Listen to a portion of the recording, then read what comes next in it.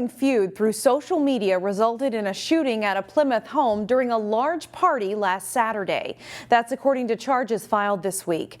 19-year-old Raheem Cooper of Brooklyn Park is accused of firing a gun that killed 20-year-old Abraham Barbley of Brooklyn Center. The shooting happened Saturday night in a Plymouth home that neighbors say was being rented out. According to the complaint, the gun used a switch device, allowing the weapon to shoot fully automatic.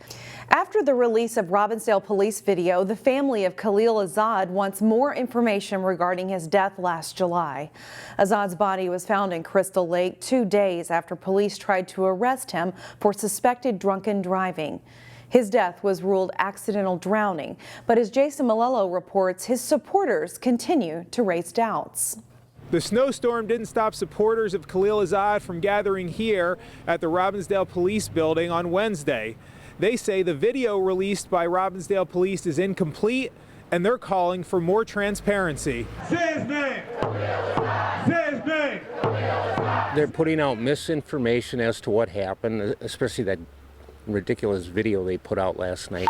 Driver bailed towards the lake running eastbound. That video, nearly 5 hours of footage, shows no contact between Khalil Azad and Robbinsdale police after Azad fled on foot last July. Police had tried to pull him over for suspected drunken driving, but Azad's supporters say there are discrepancies in the video. We would like all the body cam footage, the real stuff, nothing edited or anything like that. All the body cam footage that we've seen and dash cam has no time or date or any of that. And the volume was very hard to hear.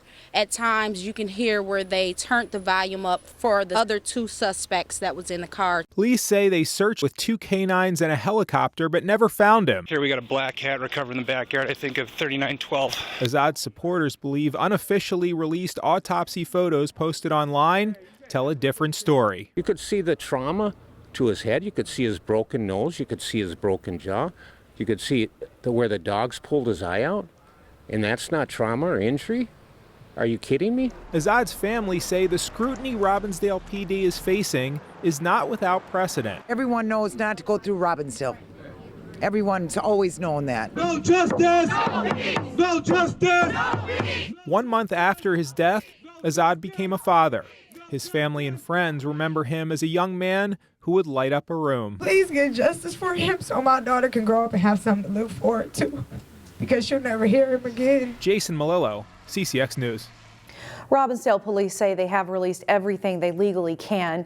The department also requested an unprecedented independent investigation by the Minnesota Bureau of Criminal Apprehension.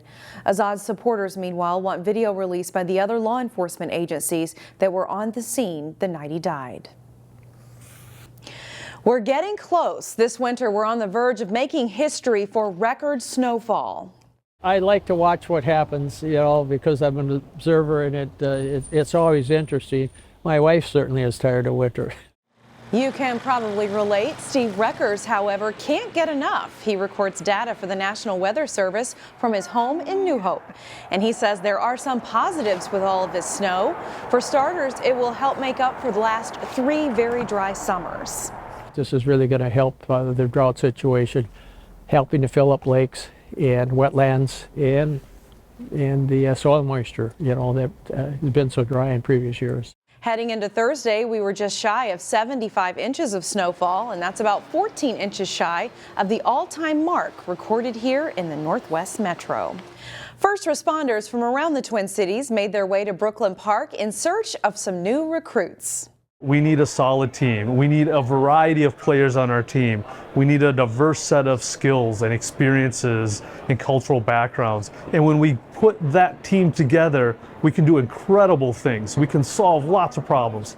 The Brooklyn Center Police Department was one of 70 different agencies gathered at Hennepin Technical College for a first responder career fair. It's currently short 8 sworn officers, but it's hoping to close that gap by offering a $10,000 bonus for anyone making a lateral move or $5,000 for a new recruit out of school.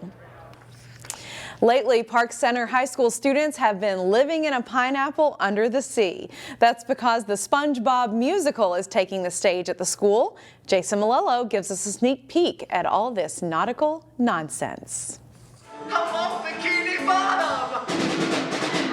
Park Center High School's presentation of the SpongeBob musical demands a lot of the actors. It's a lot of physical movement the whole time with running and jumping and the climbing on the ladders.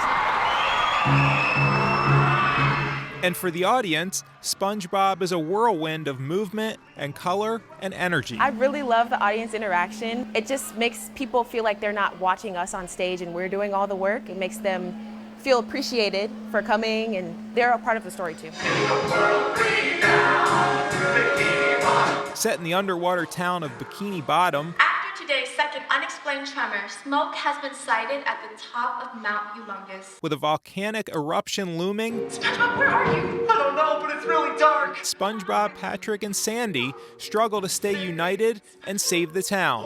While SpongeBob may not have tons of traits other than being silly, he kind of bolsters everyone else's character. The point is, we're gonna get through this emergency together. SpongeBob emerges as an unlikely hero, while Sandy is the voice of reason. I would definitely say the brains to everything that SpongeBob and Patrick do, just keeping, I guess, like peace between them and just making sure everyone stays a team. At its core, SpongeBob is about friendship and perseverance. If one person is missing, the group just doesn't feel like it's there. You know, like we all go together very well. All these people were very open. They let me in like I was one of their own. So that's definitely probably my favorite part. All these new people I met.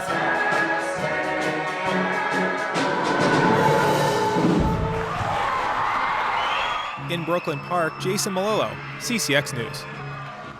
Performances at Park Center High School run through Saturday.